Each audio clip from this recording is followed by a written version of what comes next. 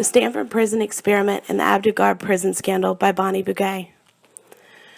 Dressing everyone the same and masking individuals is a common practice in prisons as displayed in both prisons.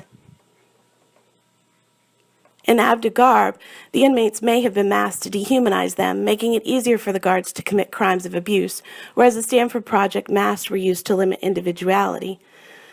And a lack of morality and displays of deception made the Stanford Project keenly aware that they had gone too far and had lost touch with reality, which brings moral dilemmas.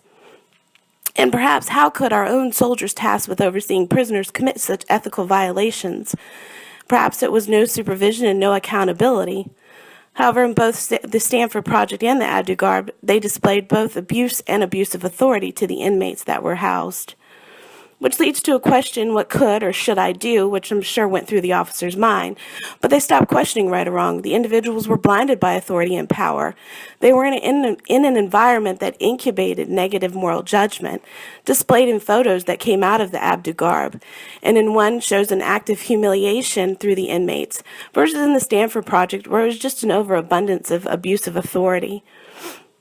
And other soldiers who may have witnessed the acts but chose to keep quiet, possibly due to rising implications from being the whistleblowers. They may have thought they would lose their jobs or worse, become a victim themselves.